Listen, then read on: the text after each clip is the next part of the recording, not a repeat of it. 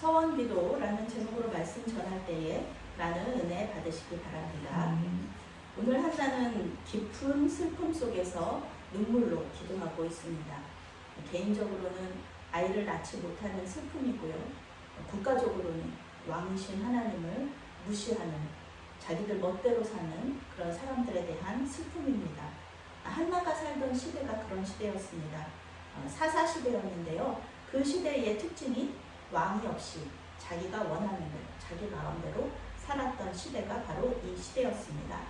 정치적으로도 혼란했고요. 당연히 종교적으로도 혼란했습니다. 엘리 제사장이 있었지만 그의 후계자들인 홈리와 비느하스는 낭만이었습니다. 남편은 자신을 사랑해 주었지만 불임인 자신을 고쳐줄 수도 없었고, 다른 아내인 분인나의 괴롭힘으로부터도 구해주지 않았습니다. 개인과 가정과 이 국가적인 어려움 속에서 한나는 슬픔으로, 눈물로 기도했습니다. 이것이 한나의 아름다움입니다. 힘든 상황이잖아요. 근데 그때 이제 한나는 기도했다는 것입니다. 끝까지 소망을 잃지 않고 기도했고, 하나님께서 아들을 주심으로 말미암아 이 모든 슬픔이 아주 한 번에 사라지는 그런 놀라운 역사가 일어납니다. 하나님께서 한나의 개인적인 슬픔도 해결해 주시고요, 국가적인 어려움도 해결해 주십니다. 왜냐하면 한나 개인적으로는 불임이 치료되어서 아들 사무엘을 얻었잖아요. 그리고 또 국가적으로는 이 엘리 제사장의 후계자로 이 하나님 앞에 신실한 사무엘이 세워지게 되죠. 그래서 국가적으로도 안정이 되고, 후계자, 이 지도자가, 훌륭한 지도자가 세워지니까, 그리고 이 종교적으로도 또 제사장의 뒤를 이어서, 그 엘리 제사장의 뒤를 이어서 신실한 사무엘이 이렇게 종교 지도자가 되고, 그리고 자기 그 한나의 개인적으로는 또 불임이 치료돼서 아들을 낳는 이런 놀라운 역사가 오늘 일어나고 있습니다. 그런데 이렇게 개인적이고 국가적인 슬픔을 야기한 문제를 한 번에 해결하신 그 하나님의 역사 이면에는요, 한나의 서원 이행이 있었다라는 것입니다.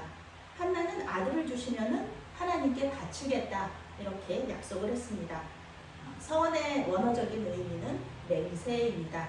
하나님께 맹세로 약속하는 것입니다. 성경은 하나님께 하는 이 맹세를 반드시 지켜야 한다라고 말하고 있습니다. 누가 이렇게 하라고 해서 하는 것이 아닙니다. 내가 하는 것이기 때문에, 하나님이 하라고 그러신 것도 아니고 내가 하는 것이기 때문에 성경은요, 오히려 이러한 서원을 함부로 하지 말아라, 이렇게 말하고 있습니다. 서원을 지키지 않으면 죄가 되기 때문에 그렇습니다. 물론 서원한다고 해서 모두가 하나님께 응답받지는 않습니다. 하나님께서 서원에 응답해 주실 의무는 없으십니다. 서원으로 하나님을 마음대로 통제하라고 하시면 안 됩니다.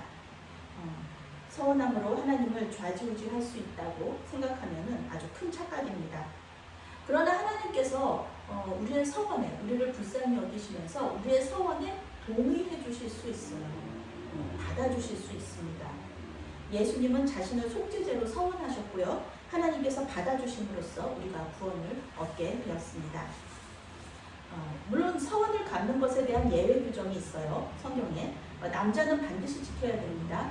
그리고 여자는 성경이 기록된 시기에는 이제 남자에게 속해 있었기 때문에 아버지나 남편의 동의를 얻어야 했습니다. 오늘 한나도 남편 엘가나의 동의를 얻어서 사무엘을 하나님께 바칠 수 있었습니다.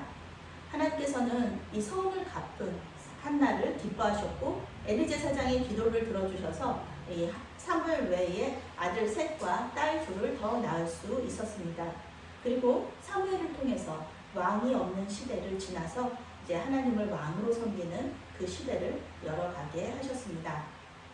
우리는 하나님의 형상으로 지음을 받은 사람들입니다. 우리는 하나님을 닮은 사람들입니다. 당연히 하나님의 신실하심과 믿부심을 닮아서요, 시종여일의 마음을 가져야 합니다. 하나님과 약속한 것이 있다면 우리는 반드시 지키는 것입니다. 못 지키겠으면 어떡할까요? 못 지키겠으면 하나님께 말씀드려야죠. 하나님, 제가 하나님과 약속했는데 못 지키겠습니다. 주님, 탕감해 주세요. 이렇게 솔직하게 말씀드려야죠. 그리고 탕감을 받아야 되는 겁니다. 입다도 잘못 서원했잖아요. 그래서 사랑하는 딸을 하나님 앞에 번제로 드린다고 약속했거든요. 제일 먼저 반겨주는 그것이 사람이든 동물이든 하나님께 번제로 바치겠다고 이 잘못된 서원을 했잖아요. 그런데 이 하나님께서 이 서원을 받으셨다고 얘기하거든요. 학자들은 하나님께서는 사람을 번제로 받으시는 그런 분이 아니시기 때문에 이 무남동녀 외딸을 아마 그 성막에서 계속해서 이제 평생을 마치 이제 그 카톨릭의 수녀처럼 그렇게 수도원 속에서 나오지 못하고 계속해서 하나님께 수종드는 그런 이렇게 수종자로 아마 하나님께서 받으셨을 것이다, 이렇게 학자들은 말하고 있습니다. 하나님의 은혜로 딸이 평생을 성막에서 봉사하는 것으로 이제 탕감을 받은 것이죠. 우리는 기도의 목적을 잘 알아야 돼요.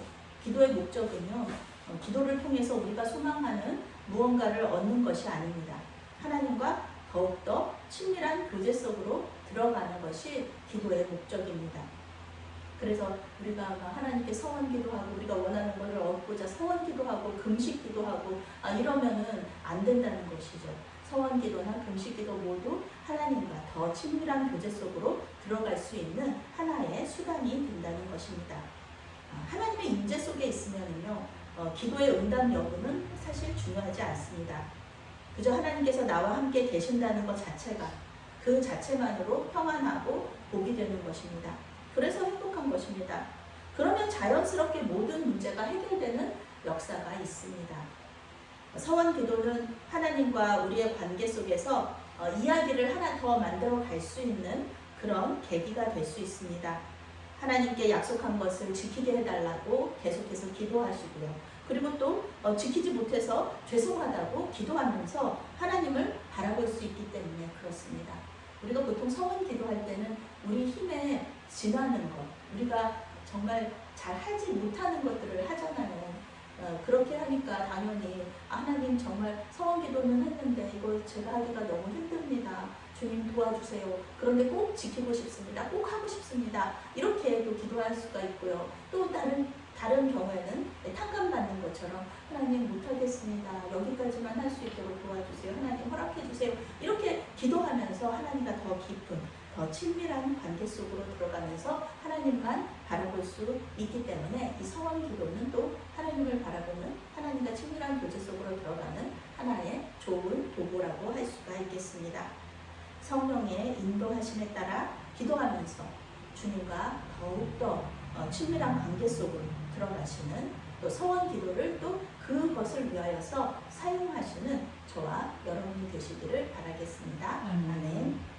사랑의 하나님, 우리의 기도 가운데 역사하여 주시옵소서. 우리가 기도할 때 주님과 더 친밀한 관계 속으로 들어갈 수 있도록 도와주시옵소서.